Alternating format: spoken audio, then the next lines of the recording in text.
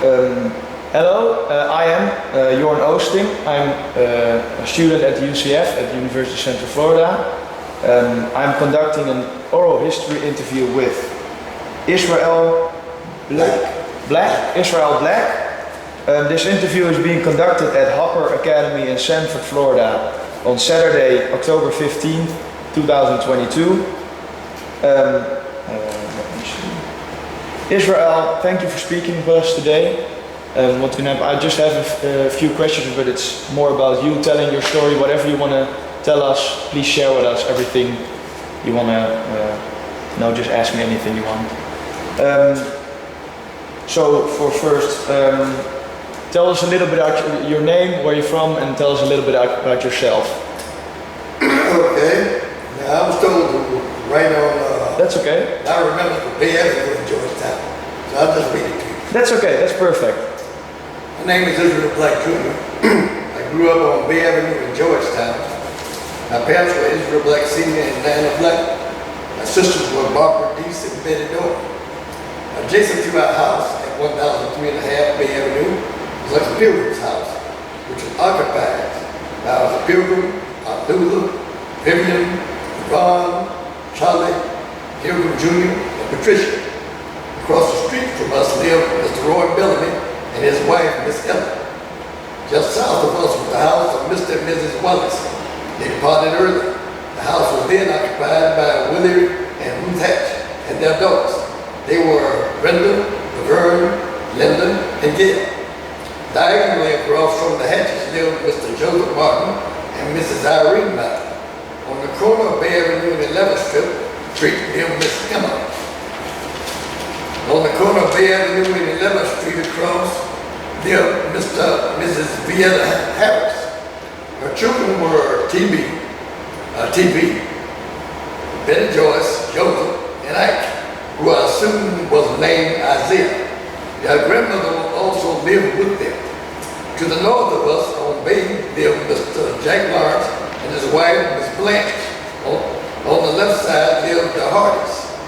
The father was nicknamed Crip. His children were Theodore, Clarence, Willie Root, and two younger siblings. Their brother of Mr. Crip was Mr. Buster and his wife, Miss Lottie. The children whose names I can recall are Strain Bean, Jim, Catherine, Eleanor, and the Reverend Sammy. A favorite pastime for the children on Bay Avenue was playing stickball. All we needed was a tennis ball and a broomstick. We played from afternoon until we heard the orange truck coming. Then we ran home to wash dishes and do the chores. Those children on Bay Avenue in my age bracket attended Cruz Academy in Goldsboro. As far as I can remember, the youngest residents of Bay Avenue graduated from Cruz Academy. Education was very important to me. Recently, I could not locate my report card, so I obtained a transcript of my grades from the Seminole County Education Board. To my amazement, my transcript said I ranked second among the 1961 graduates, even though Eddie Moore was the seventh salutatorian. The ranking caused me to smile. I attended Payne College, Augusta, Georgia on an academic scholarship. I later obtained a master's and a doctorate from Jacksonville Theological Seminary under the direction of Reverend Dr. Sylvester McIntosh. My wife, Gwendolyn, and my son, Israel III, also obtained those designations. I enjoyed my upbringing on Bay Avenue. Thank you. One more. Oh, there's another page? Perfect. A camaraderie was shared by the residents of Georgetown. I remember on an occasion in which a young man was about 3 years younger than I passed. I attended his homegoing service because the people of Georgetown felt a closeness to each other. I can recall the lyrics of a song which said, "There's something about the Lord that's mighty sweet." I say, there's something about Bay Avenue and its Georgetown surrounding that causes people to care for each other. May God continue to bless the former and present residents of Georgetown and Bay Avenue. Okay, may I ask you a question? Because I hear you talking about how everyone here cares about each other. I think you just told me about how this community really cares for each other. Yeah. Is this something from Sanford? Is it something like, is it just because of the community, or do you all share, or is it just because you all share being living in Georgetown? It was the community. Yeah? You kind of get this sort of feeling. Yeah, for some reason we are, that was, as I stated, there was camaraderie between the families. Yeah. And every family knew the other family. The children went to Harper Academy, then the children went to Cruz Academy, and we all grew up together. So we all knew each other. Everybody knew each other, yeah. Everybody knew each other. And about on Sundays, because we got told that Sundays were like a big day as well, going to church, I guess. Yes, could you tell me about a Sunday? As far as I knew, everybody in the community went to church. Yeah. I know we did. My father was the superintendent of the Sunday school. And at that time, we didn't have an automobile, so we walked to church. Yeah. And and I think what brought, the main thing that brought closeness in the community was most everybody I knew attended church. Okay, yeah, so it's kind of a, yeah, okay, yeah, okay.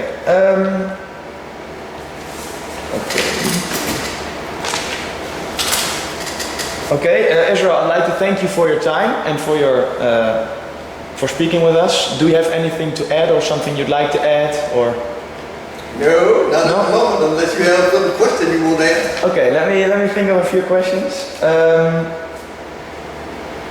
How would you describe growing up over here in Georgetown? Like, you grown from quite a big family, you told me. 5 people in the family, mother and father and 3 children. And then how would you describe like growing up here? Like, my father was a fruit picker. A fruit picker, okay. My mother worked as a maid. Okay, but everything we ate well.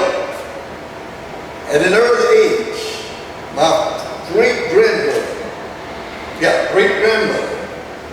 who came to Sanford from South Carolina, and I'm down there, acquired quite a bit of property. Originally had property on the corner of 25th Street and Millerville Avenue. I was informed that they were asked to sell that property. I don't know how the asking went.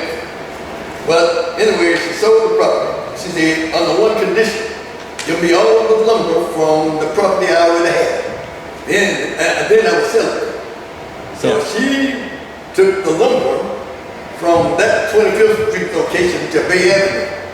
On Bay Avenue, the houses that I can recall that were built was a Pilgrim's house, who was the oldest brother, or son, lived on the corner. Behind the Pilgrim diagonally was our house.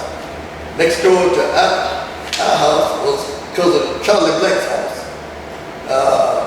Then there were 2 smaller houses up front. I think my grandmother, Letha Walker, probably lived in one, and later my uncle, one of her sons lived in the house. And I don't recall who lived in the other house. Okay. And I heard something about Sanford Avenue, like one big business street or something. Could you tell us a little bit about how it, for example, was when you were young and compared to right now? Well, when I was young, as I stated, we didn't have a car until I was 10 years old. Yeah. So Sanford Avenue was the black business district at that time. I do recall a couple of people there. Theodore Martin, who was a member of our church, was, and Pocket Willie Brown Jr. They were partners in a photography business. They had an upstairs business over a building. Sanford Avenue was also the social spot for those people who really like to socialize a lot. So they were the 2 that I can remember. I remember Mr. Williamson on the barber shop on Sanford Avenue because his daughter was also a member of our church, Linda Williamson. And I don't remember a whole lot else because I was young during that time. Yeah. So I didn't really patronize Sanford Avenue a whole lot. Okay, okay, interesting to hear. Because you have lived in Sanford your whole life, or you moved away as well? I lived here all my life. Your whole life, yeah? Except for the 4 years that I attended Payne College in Augusta, Georgia. Oh, okay, okay. And I hear a lot about sports, for example, baseball being very popular among the boys. Is this something you played as well, or? Stickball. Stickball, yeah, you told me something. Stickball is what we played on Avenue. Yeah. All we needed was a broomstick and a tennis ball. and that's how my cousin and I and Brenda the Hatches got out there and played stickball probably every afternoon. Yeah, because it was also just for fun with each other, or was it like games? Just or? for fun. Okay.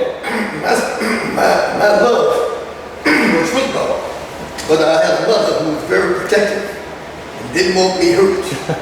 So,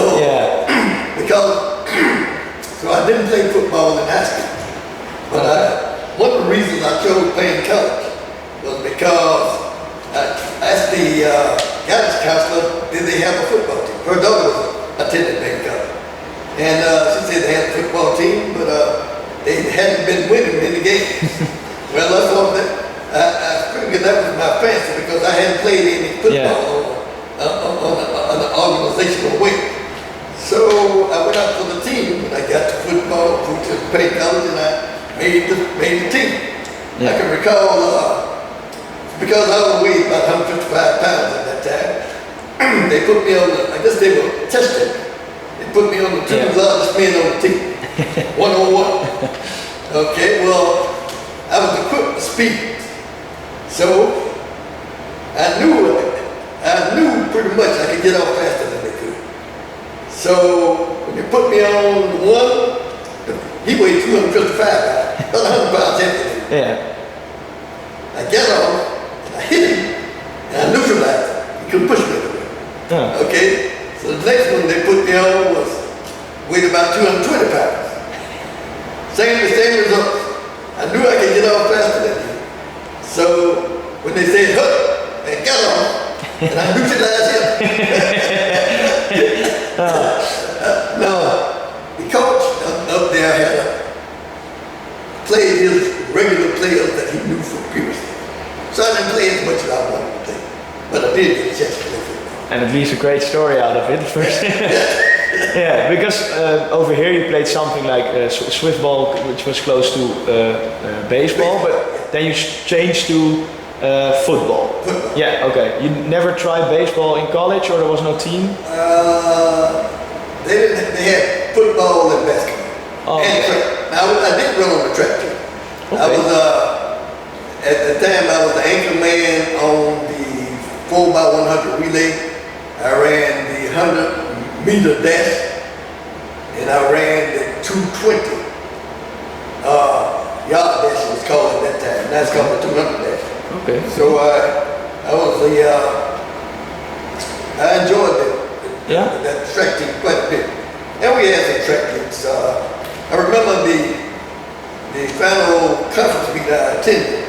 I pulled a muscle because I was trying to get me a reputation for being fast. It was kind of your thing, being fast, yeah. Yeah, so I couldn't participate in the conference meeting because I pulled a muscle. Yeah. But I remember that at the conference meeting, Payne College won the 4x100 relay. Okay. And there was a fellow from Buffalo last name was Swayhawk. I used to beat him every day, but probably only about a foot. So he was almost as fast as I was. Yeah. So they won that 4x100 track without me.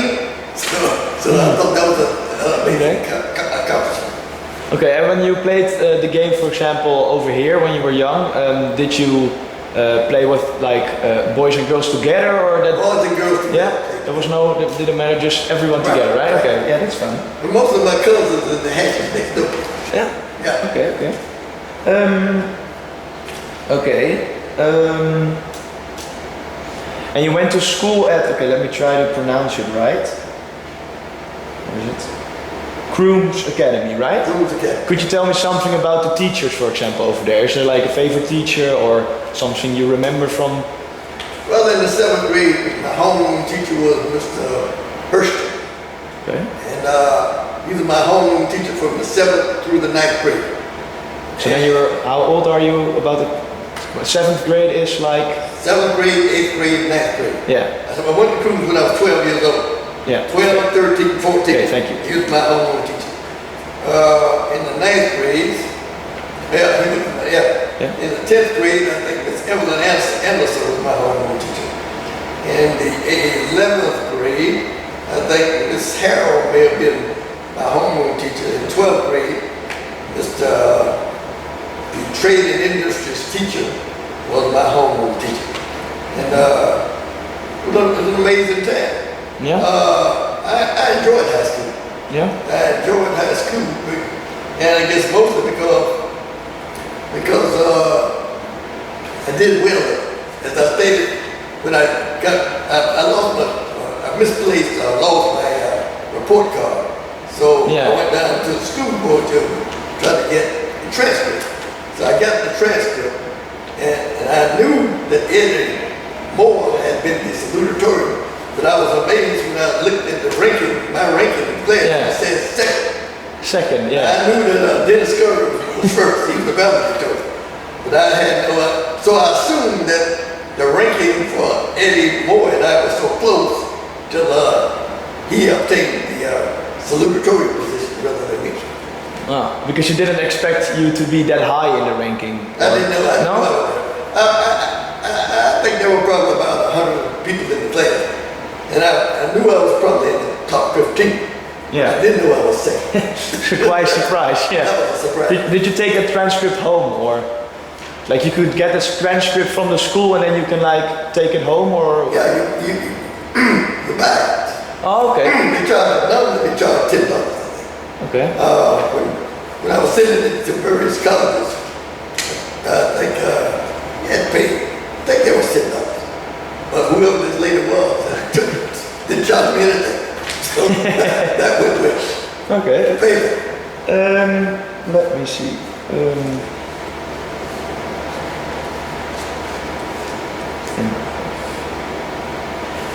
I do have one more question. You said you did change to football, but I heard the story that Jackie Robinson lived over here or came over here.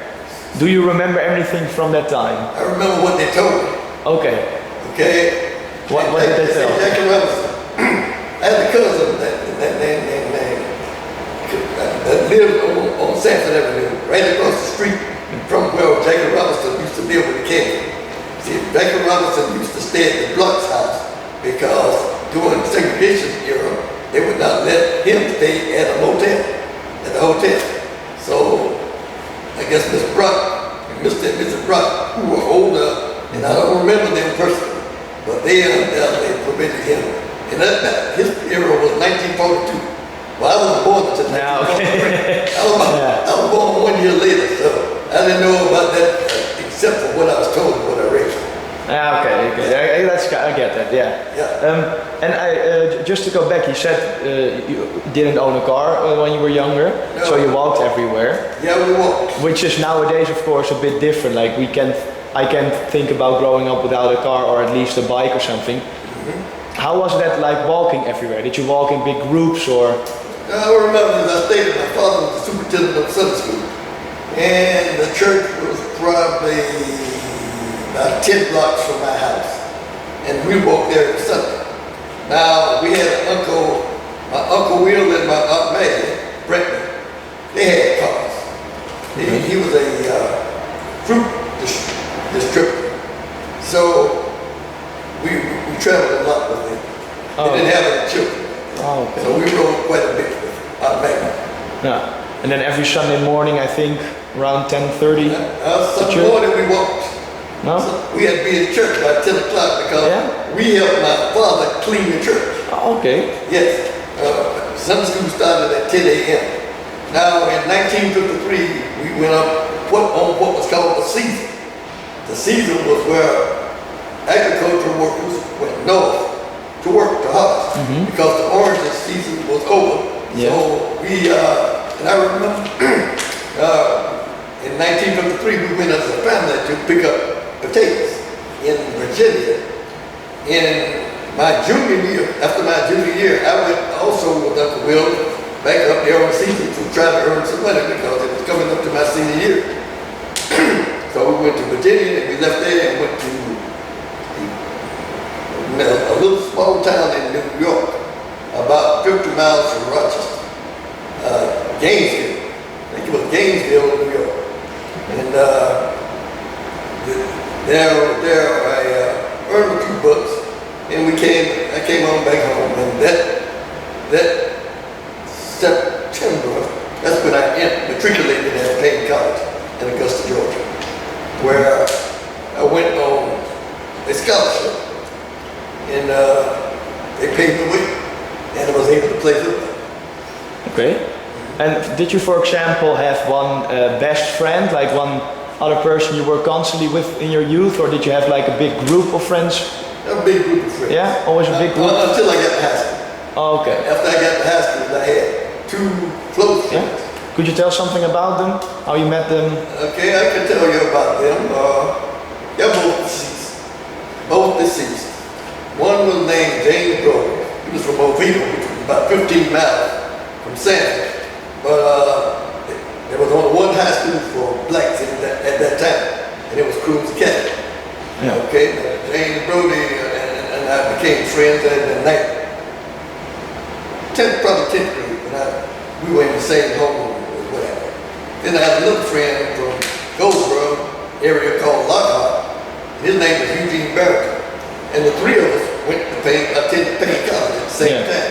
And all three of us were on scholarship. And we were, both of them were, Brody has been deceased 9 years. Eugene Barrington just passed this year. Oh, okay. My condolences. Brody became a campaigner and an organizer for an FEA. He worked for the FEA, the Florida Education Association. Eugene Barrington got a PhD from Syracuse University and was a professor there at Syracuse University. No. One of our classmates was a professor there. Eugene Barrington became a professor at Texas Southern University in Houston, Texas. So they did move away from Sanford. Yes. Yeah. But you've always been in contact with them, or always in contact. Yeah. Okay. We stayed. We were close. Matter of fact, James Brody introduced me to my wife. Okay. Oh. Yeah. He told me he had somebody he wanted me to meet. And who was holy like me, because I came out of a Pentecostal church. She was Pentecostal. And she had spoken to him, there were certain things I don't indulge in. And so they introduced her to somebody who was holy like me. Now this was quite an experience because I had a girlfriend that lived about 2 blocks of where this girl lived. Dangerous grounds. And on one occasion, I was at the present girlfriend's house. And my present wife saw my automobile, and she was a friend of hers. And she said she wasn't the one that went outside and was blowing the horn. I heard somebody outside blowing the horn. And called her my name. So I went outside, and I told her, go on, I'll be there. I'll be there shortly. Oh. Well, lo and behold, I had no idea, but this lady was going to end up being my wife. Yeah. You don't think about that, no. And not at the time. I was just footloose and fast free. This was at the time. She later became my wife. And now we've been married for 50 years. 50 years already. We celebrated our 50th anniversary on August 5th of this year. So it's like only a few months ago that it was 50 years. Right. Okay, congratulations still. Thank you very much. Almost a perfect love story when you hear it like this. Yes. A friend of a friend, yeah. Thank you already so much for sharing everything you had so far. Is there anything you'd like to add or something? Going back to why I thought we were so close. Yeah. As on the evidence, as stated previously, because the people that attended church. My cousins who live right on the house adjacent to us, the mother attended St. John Baptist Church. I think Yvonne probably attended it for a while. But Yvonne and Vivian, and I guess probably the boys did too, also attended our church, which is now called the Hickory Avenue Church of God. Okay, the Hatches, who live next to us, attended the Baptist Church, which is located on Hickory Avenue and 10th Street. And this was the initial church that my father attended. When he grew up, his grandmother took him to the Baptist church on the corner of 10th Street, and Hickory Avenue. So the main reason we got along so well, we knew Jesus. There was no bickering between the people. I don't remember anybody in our area having any fights or fist fights. Yeah. No. There may have been some harmless wrestling that carried on, but as far as fights, there was no. There were never any fights within. I don't remember any. Okay, that's good. Yeah. Yeah, and they all lived in the same place also in Sanford, or did they live a bit further away? You mean the people I'm talking about now? Yeah. And they live on Bay Avenue, the street that I sorry. wrote. Yeah. Okay. Yeah, on Bay Avenue. Yeah, so you were always like quite close by. So yeah. Always close. Yeah. Because you have a big family. Yeah, like you had five in your family at home, but then the cousins living close as well, right? Yes. So 7 in their family. okay, so around 12 people, Right. I think. Yeah, we were related. Yeah. Yeah, Yeah. close with the brother. And then you just meet up and then, for example, play the game or. Yes. Okay. Now, about when we heard, as I stated, my father picked fruit. Yeah. And we could hear the engine of the fruit truck when it was coming. Well, we had some chores to do. Not only I know I had to wash the dishes. Now, those dishes weren't washed because we outside playing kickball. But when we heard the engine coming, then You had to run inside. run inside and begin to wash the dishes and do the chores. Always got away with it, or? Yeah, we did it because we get the chores done by the time he got there. Yeah, never got too late inside, and then your father came inside and said, "Guys, why aren't the dishes done yet?" Well, if they weren't done, that was a spanking. No, you make sure you were done. We make sure they were done. Because he spanked kind of hard. Yeah, there was not your mother. Your mother did not do that. My mother saw him sometime. Okay. Okay, now, we used to go to, some of us we used to go to Detroit sometimes to visit my aunts. And still during the summer. And I had heard a statement that they couldn't beat their children up in Detroit. So my mother had a remedy for that. She would get a pillow and put it over her head and beat me anyway. So my loud hollering just did not get me out of No. spanking. Yeah, because you had to do like chores such as maybe cleaning, washing dishes, or. And that was the main chore I had to do, Yeah. was washing dishes. Oh, okay. Yeah. And with like 7 people in the house, that's quite a lot, I guess. That was 5, just 5. Yeah. Oh, 5. Sorry, 5. Well, there was 7 in the other house. Yeah. But that was quite a lot, I guess. So. Yeah, that's just 5. Ah. Okay. Is there anything else you'd like to add?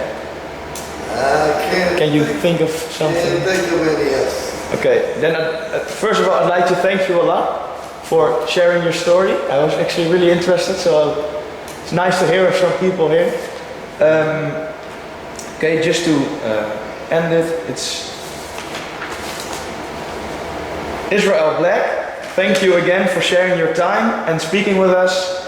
This has been Jorn Oosting at Hopper Academy on October 15, 2020. Thanks again. You're very welcome.